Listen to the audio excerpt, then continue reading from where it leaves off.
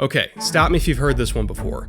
A young Patriots quarterback is leading their upstart franchise in the Super Bowl against an NFC West Goliath that happens to have the number 1 defense in the league, the number 2 offense in the league, their point differential is almost plus 200, they've discarded basically every team in their path on the way to get here, and pretty much everybody expects a bloodbath. Does that sound familiar to you? From here in New Orleans, Super Bowl 36 is underway. I mean, on paper, this game is a foregone conclusion. Goliath is supposed to win. Keyword supposed to. It's good! It's good! And the Patriots are Super Bowl champions! In the words of Mark Twain, history never repeats itself, but it often does rhyme. And this is the Super Bowl after all. This game virtually never goes the way it's supposed to. And these two teams, more than almost anybody else, know that all too well.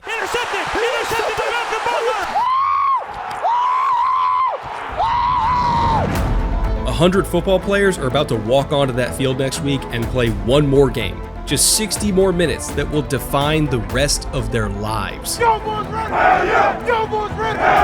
Goliath has earned their way to this moment, even through the screams and cries of their most bitter rivals.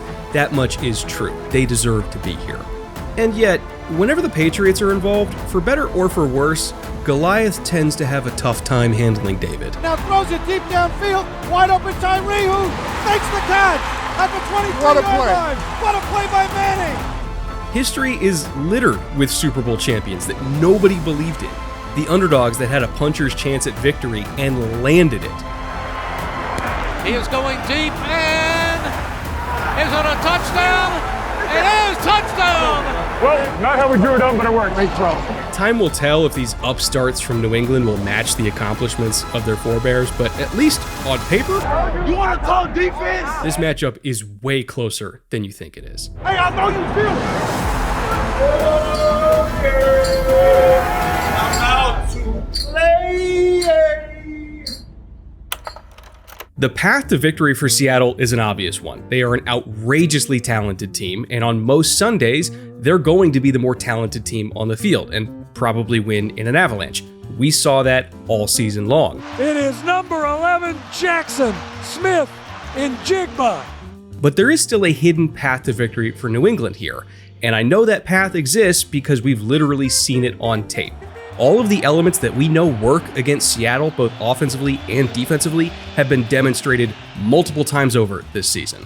The problem is there just hasn't been one team that's been able to put all of those elements together at the same time consistently. If the Patriots are actually going to pull off this upset, they can't do it without putting points on the board. Reaches out with the right hand, pulls it in! Touchdown! Patriots! In the postseason, the Patriots have really relied more on their own excellent defense to get a lot of the work done, and that's okay. Defense wins championships after all, but this defense won't win a championship against Seattle if the offense doesn't give them at least some breathing room to work with. That is non-negotiable.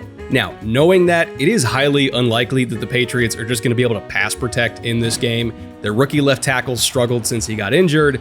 He hasn't been as effective. It is what it is. They probably can't block Seattle straight up. So they need a plan here.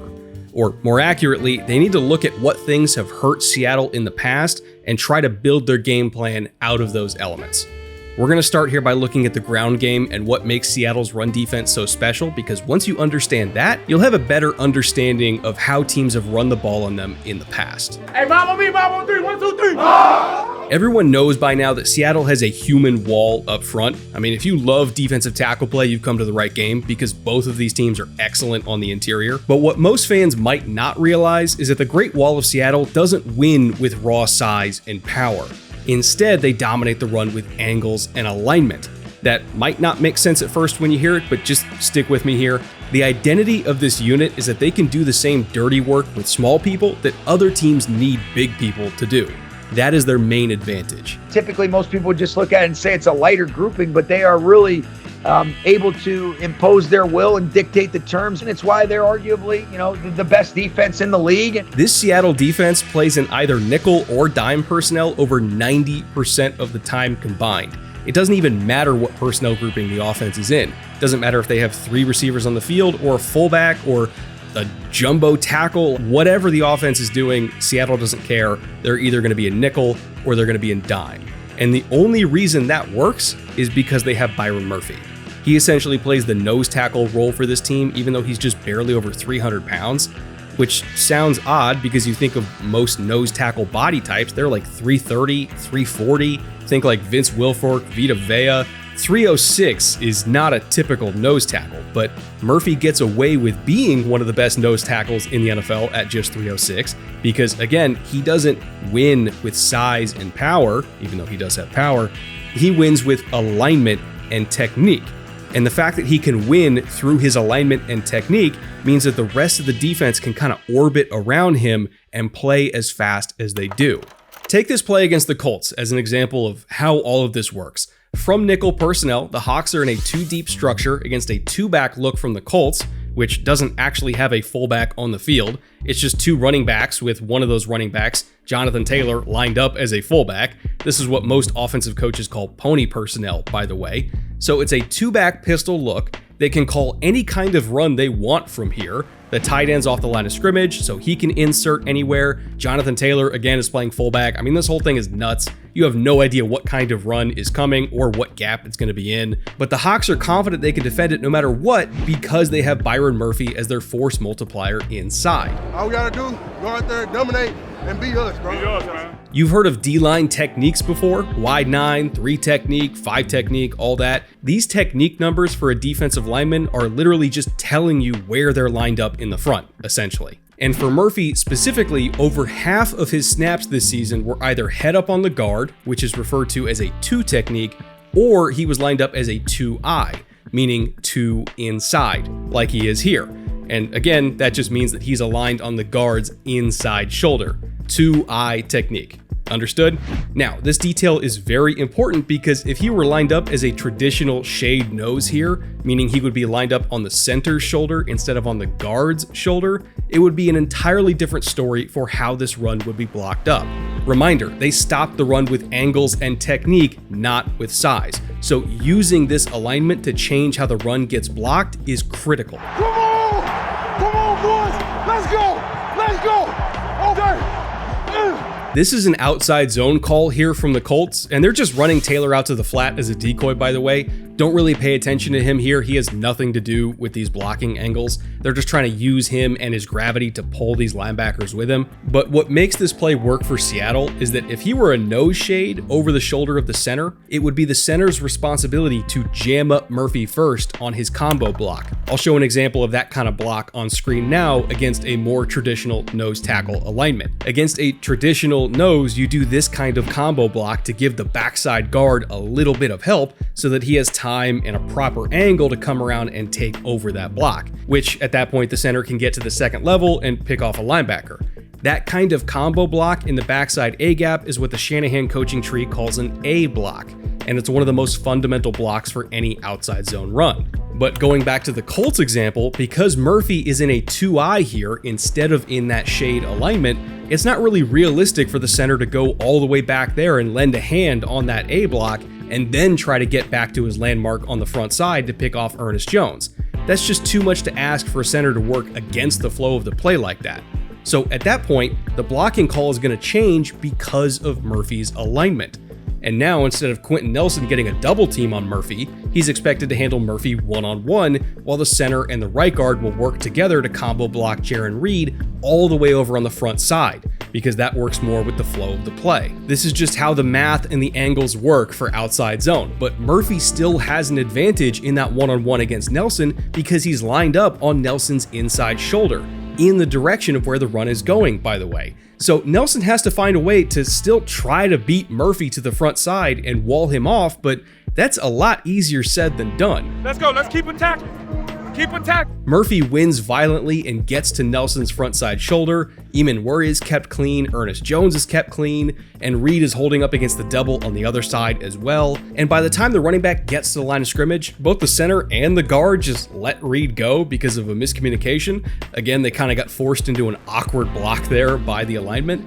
And so Murphy just met Reed in the backfield for an easy tackle for loss. Seattle did not outweigh Indy on the line of scrimmage on this play. They just won by using technique and angles. that's it. Seahawks tape is full of reps just like that one. Their usage of Murphy as a 2-eye technique instead of as a nose shade repeatedly screws up blocking schemes because it's a much more annoying and kind of awkward alignment to deal with for guards and centers, and oftentimes it results in manufacturing one-on-ones for Murphy specifically, which obviously he's going to win most of the time. In fact, per Next Gen Stats, Seattle stuffed opposing rushers for a loss or no gain on 21.6% of their carries when Murphy was on the field, compared to just 14.5% when he was on the sideline.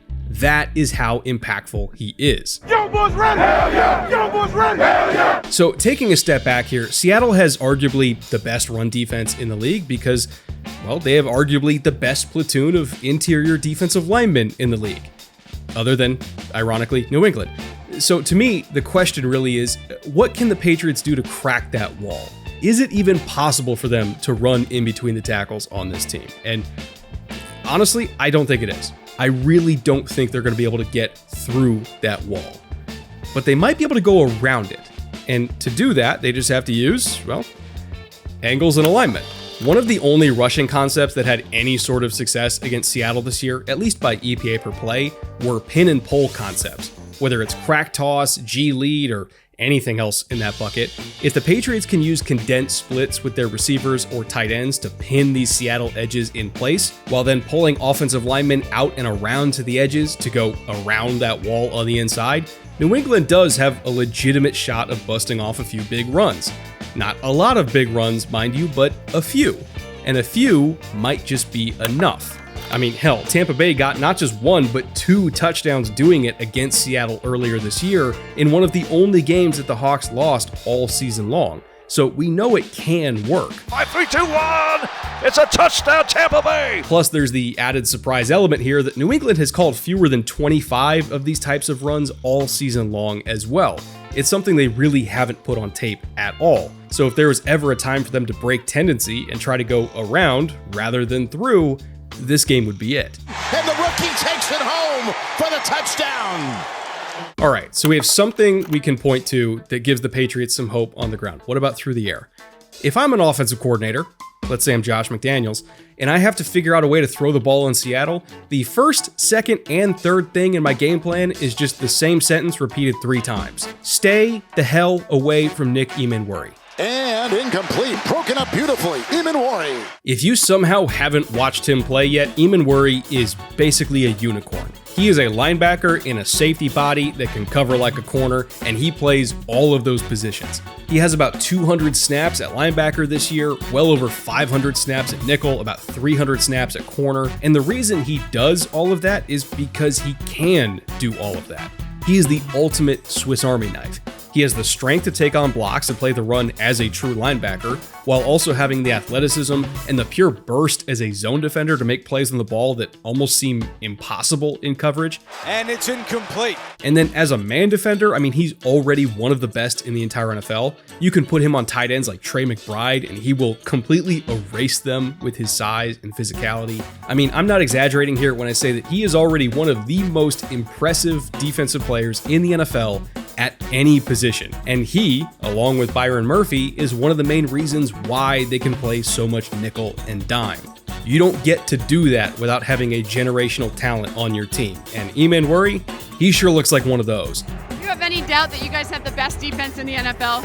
No doubt. So if you're going to attack anyone in the Seattle secondary, it's probably not Emenworry, probably not Spoon or Love or Reek Woolen. Like, honestly, your best bet, and I'm not saying it's a good bet, but your best bet is, I guess, Kobe Bryant? Purdy floats one. Pearsall's wide open. 25 yards, tackled by Kobe Bryant. Seattle's defense really loves to play these split field coverages, so it's a lot of quarters coverage or quarters on one side with cover 2 on the other. And when you're in these split field coverages of any kind, your safeties do tend to get isolated out in space a lot. It doesn't matter if they're playing in a deep half or if they're in quarters. When you're 20 yards deep and there's no help in the middle, that's basically just man coverage in a different font. Except you have to stay on that man while they also have a ton of cushion to work with. And Bryant is a good player, don't get me wrong, but if I'm Josh McDaniels and I'm trying to isolate one defender out in space and seeing if he can keep up with a deep post to Kayshon Boutte, it's certainly going to be him over all the other freaks of nature in that Seattle secondary. I mean, we got to test the fence somewhere, so it might as well be there. Now, to the other problem at hand, which is pass protection. For me, an actual sound protection plan is whenever Drake May goes to the line, his eyes should always be trying to find 99, Leonard Williams, and I'll tell you why. Seattle has the 8th lowest blitz rate in the entire league because they don't actually have to blitz that much. And the reason they don't have to blitz that much is even when rushing with 4, they still have the 4th highest pressure rate in the NFL on just those 4-man rushes. That effective pass rush is the lifeblood of this defense on third down because they are masters of using stunts. On third down specifically, Seattle had the 4th highest stunt rate in the league at about 57% of their third down passing situations featuring a stunt of some kind, which is crazy high, obviously. And they also have the 2nd most third down sacks on stunts in the NFL this year, behind only Houston.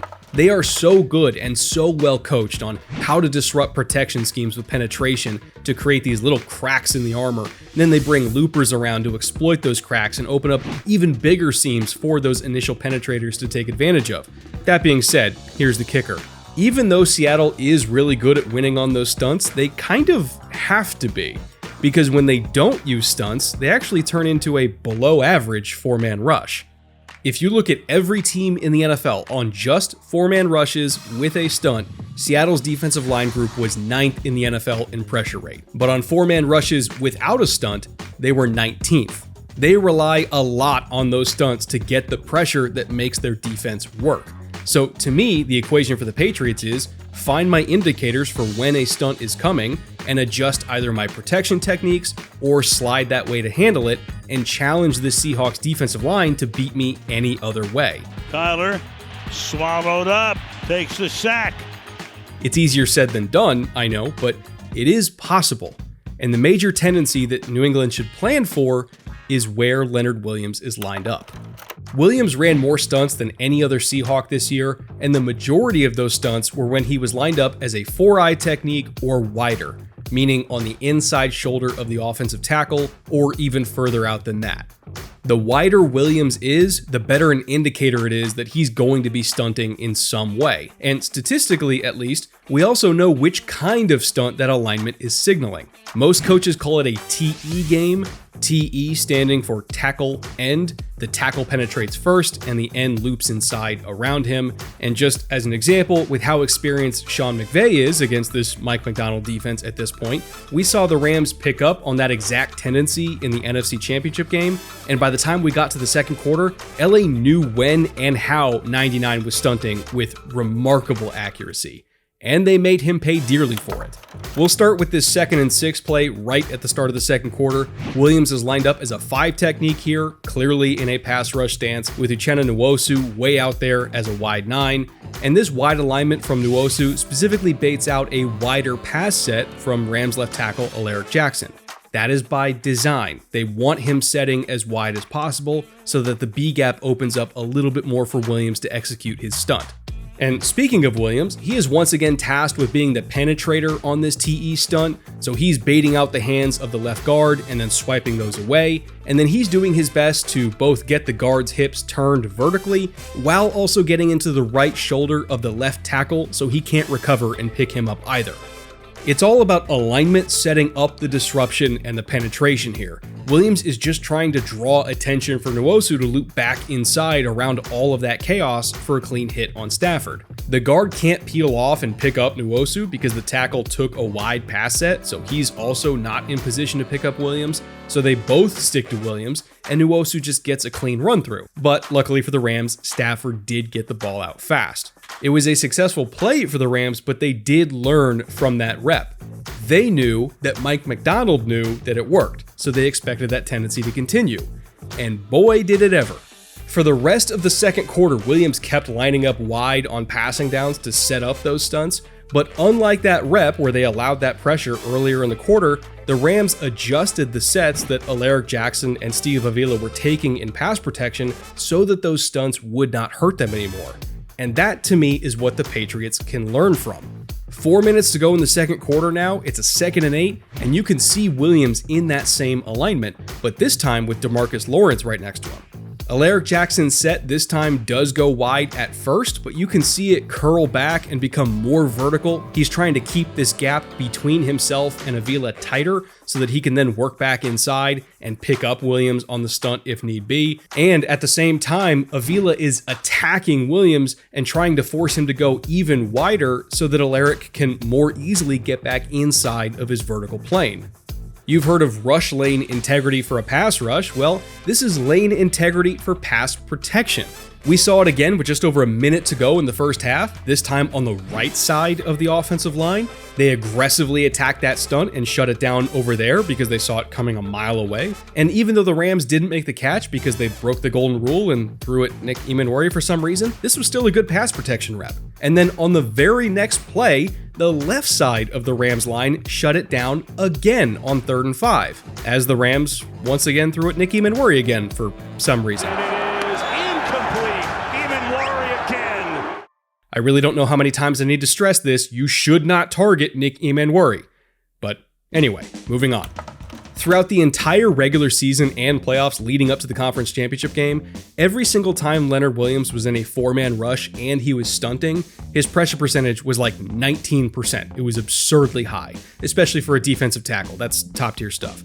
But in the conference championship game, he was in a 4-man rush with a stunt 14 times, and his pressure rate was 7%. They knew what and where he was doing it just based on where he was lined up. No matter how bad your offensive line is, if you know a stunt is coming and you know what kind of stunt they're going to be doing, you can block it. And if you can block Seattle stunts, you can block Seattle. So if I'm Drake May, every single time I get to the line of scrimmage, I am finding 99. I want to see how wide he is lined up. If he's at a 3 technique or further inside, odds are he's probably not stunting.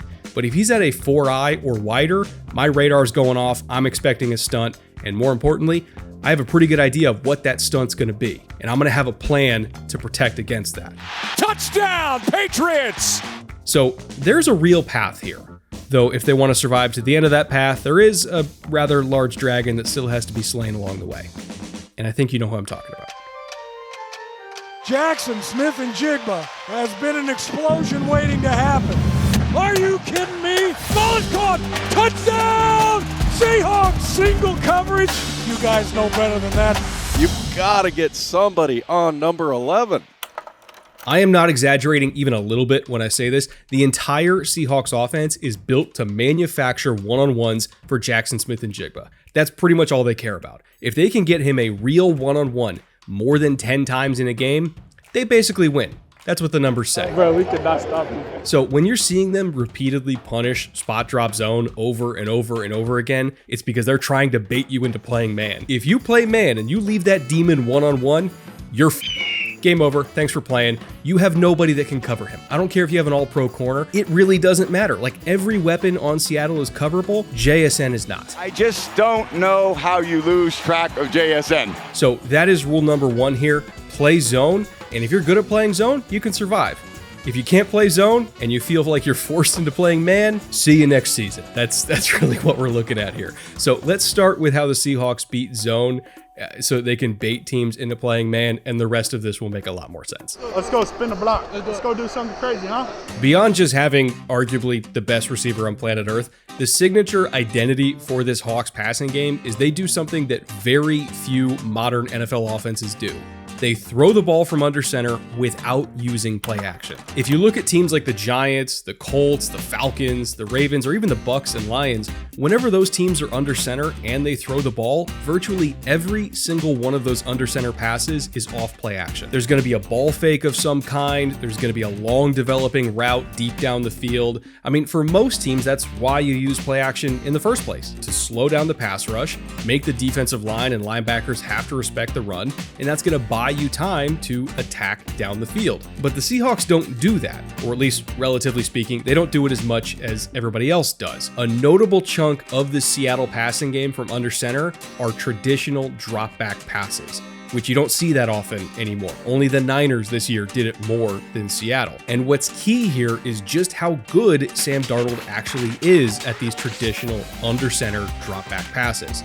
On these types of dropbacks, he had an average air yards per attempt of 8.5 per next-gen stats, so he was still attacking down the field even while getting the ball out at just 2.5 seconds on average. And his passer rating on these traditional dropbacks from under center was 101, by the way. And the reason why this is such a big part of their passing identity is because nearly 70% of these traditional dropbacks were against zone coverage. It was one of their better answers against it. And ultimately, that's because a lot of modern defenders don't know how to deal with traditional dropbacks when they're playing zone coverage. Most of the time when offenses go under center, defenders in zone are used to the pace of playing against a play action pass. You flow with the run fake, you read it out, and if the quarterback pulls the ball, you get to your depth and go find work. There's a cadence to it, so to speak, that they're used to. But if that quarterback is under center and they drop back on a 5-step drop, no ball fake, no nothing, and that pass is out of there in 2.18 seconds, you don't even have time to get to your landmark and react. In the second Rams game of the year, back in week 16, we saw that exact scenario play out. It was in the third quarter, and you saw Rams linebackers stepping up to play the run when there wasn't even a ball fake. They're just so used to doing it when the opposing quarterback is under center. It was like muscle memory to them. To me at least, this is the secret sauce of the Seattle offense. Like, yes, obviously JSN is the star of the show, and we can point to their commitment to the run game and the play action pass game. All that stuff matters, obviously. But these little drop back passes from under center are the X factor because they make defenses very hesitant to play regular spot drop zone. And if you're not playing spot drop zone, that means you're more tempted to play man, which, as we established, is an even worse idea. Guess who? Smith-Njigba, touchdown Seattle! What do the Patriots do about this? How is it possible to have the best of both worlds here? You're playing zone coverage on JSN every single snap, multiple sets of eyes on him, you're building the box around him no matter what. And at the same time, you're playing really tight coverage against everybody else, who, statistically speaking, is not that good at separating against tight single coverage. How can you do both? It doesn't sound possible. He's making that look easy. But it actually is. And we have the blueprint for it, conveniently, also from the Rams. If you look at Sam Darnold's numbers in their first 9 games before they played LA the first time, he was absolutely dominating against man coverage. Again, largely because JSN exists. Per next-gen stats in those weeks, which were weeks 1 through 10, including their bye week, Darnold against man coverage had a 117.5 passer rating. His explosive pass rate was 23.8%, which is nuts. His yards per attempt was 9.5, and his EPA per play was a whopping 0.36. All of those numbers are unbelievable. But in weeks 11 and on, starting with that first Rams game, his numbers against man dropped off a cliff down to an 89.3 passer rating. His explosive pass rate was just 8.8%. His yards per attempt was only 6.8, and his EPA per play absolutely plummeted to negative 0.04. He was an entirely different quarterback. But why? Like, how did that dip happen? Well, it actually directly correlated with when teams started to change how they played coverages against Seattle. The Seahawks have not actually faced that much man coverage all year long for obvious reasons, but even from their very low baseline, they have still faced less and less of it as the year has gone on. In those first 10 weeks, when everything was cooking with gas, per NGS, they faced man at the 10th lowest rate, while also averaging a whopping 9.2 yards per play against it, which is a full yard ahead of the next closest team, by the way. Like, it's just crazy. But then in weeks 11 and on, they saw that drop from seeing the 10th lowest rate of man coverage to the 5th lowest. So a lot more zone was being played here, but not the kind of spot drop zone that their traditional dropbacks were chewing up and spitting out. They actually started to see a lot more match zone principles, which do tend to play out to be a lot tighter coverage while also having the flexibility to build double teams around JSN wherever you need them to be. If you've never heard of match zone coverage before, allow this to be your introduction. This is an example from Seattle's first matchup against the Rams all the way back in that fateful week 11. The Hawks are under center here, obviously, as they typically are on first down. And this is one of those traditional non-play action dropbacks that I was talking about. It's a 5-step drop, verticals to the boundary side, and you have a bender and an out route to the field side. The boundary side, if you don't know that term, is the shorter side of the field. So when the ball is spotted on the hash, the narrower side, a lot of coaches refer to as the boundary side, and the wider side of the field is going to be referred to as the field side. I don't expect you to know every coaching term, so I'm going to lay those out as we go through them. Now, the Rams are showing a too high safety here pre-snap, and if this were a traditional spot drop zone look, Darnold would probably have a big play here. The gravity of JSN would have pulled the boundary safety to the sideline, and then you just sneak this seam route in behind the hook zone dropper, and bang, there you go, Bob's your uncle. But this is not spot drop zone. This is match zone. And specifically, the name of this match zone coverage is what the Rams and everyone else in the Vic Fangio coaching tree refer to as a Lou call. Lou meaning left. So you have cover 2 to the left side, that's what Lou means, quarters to the right side. And this is not a spot drop cover 2, it's not a spot drop quarters. Again, this is zone match cover 2 and zone match quarters. So these zone defenders are playing it very tight, very aggressive, almost as if it's man coverage. When Darnold gets to the top of his drop, he sees JSN getting shoved into the sideline, and this safety, Cam Kitchens, is basically begging Darnold to try to throw it deep down the boundary so he can pick it off. And even more importantly, at the same time, this seam route is also getting redirected way wider than it otherwise would be, because this defender is playing what's called a vertical hook technique. So he's not dropping to a spot and playing zone, he's playing it very tightly, very aggressively, and he's forcing this seam to widen out towards his safety help. So when Darnold lets this ball go, thinking he might be able to fit in the seam, not only is there not really a good throw to be had here anyway, it's super easy for Kitchens to just redirect and dive on it to get the pick and a huge return. Throws middle, it's intercepted again! Darnold's third pick, the Rams take over. This right here is teach tape for the Patriots. Earlier in the game, we saw the same principles play out as well, but this time it was in true man coverage. If you're going to play man against the Seahawks, this is the way you do it. You do it with zone helpers focused on JSN. This call is known by many defensive coaches as one lurk or one cross, and it's everyone in man coverage with one safety rotating back to the deep post and the other safety coming down and lurking in the intermediate middle. That's why it's called one lurk. With JSN in a cut split here, you can anticipate this route being some kind of in-breaking route because most in-breaking routes are run from a cut split. So that's why the Rams called this coverage, is so they can protect the middle of the field. And how we see it play out post-snap is, once again, Kitchens is sitting and waiting for a crossing route from Smith-Njigba over the intermediate middle, so he can protect against that. And then once it becomes clear that JSN's route is going to be deeper, he leaves that spot. He lets the post safety take over worrying about JSN, and Kitchens then has license to just freelance and go hunt the ball, which he does.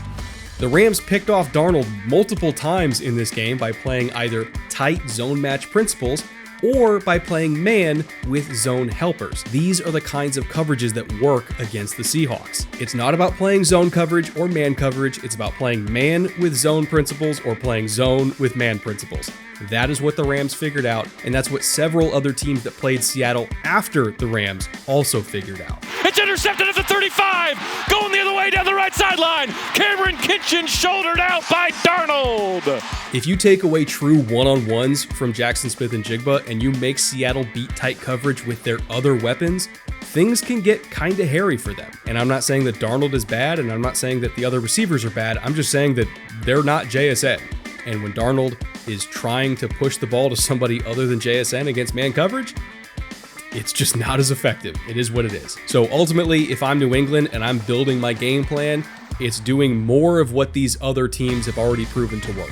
You play zone and more zone, but specifically zone match coverages, not spot drop zone. And we're going to build our box around JSN, and we're going to take our chances that Rashid Shaheed and Jake Bobo are not going to punish us. If they do, fine, tip of the cap, you win the game, but that's all we got, honestly. It's going to come, bro. You just got to hoping that Palmer, let God bless it, it'll come. Overall, I don't think Seattle is going to run the ball that well against New England because nobody runs it on New England, especially when Milton Williams is healthy, just like nobody runs it on Seattle when Byron Murphy is healthy. Honestly, I wouldn't be surprised if this Super Bowl sets the record for least amount of rushing yards in a single game, because both of these run defenses are nasty. And as I said, I'm also not so sure that Darnold is going to have a great day either. The Patriots secondary is very, very good. They have a top-tier boundary corner, a top-tier nickel, an extremely talented young safety in Craig Woodson. I mean, there's depth here. It won't be easy for Seattle to score if they can't get number 11 the ball, because pound for pound, the Pats can cover everyone else the Hawks can throw at them.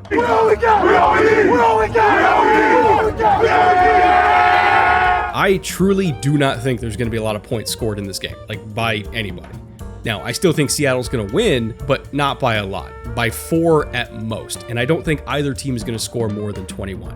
So if you really had to press me for a score here, I'm going to say 21-17 Seattle, but I don't exactly feel good about it either. Anytime we have a low-scoring, defense, special teams, game management-oriented kind of game, that tends to favor what New England does really, really well. Like, this team is built to win this kind of game, which means they've got a puncher's chance here. So if I'm New England, I'm going into it confident. If I'm Seattle, I'm also going into it confident.